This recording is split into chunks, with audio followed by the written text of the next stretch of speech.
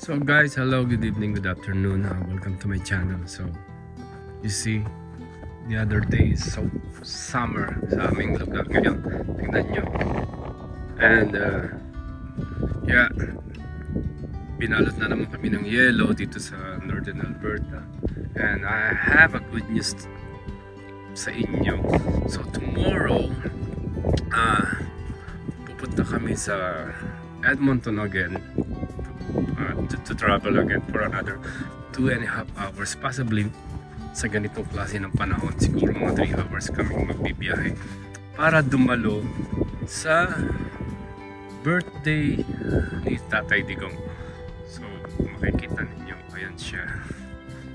So bukas punta kami roon. So kita-kita tayo bukas, okay?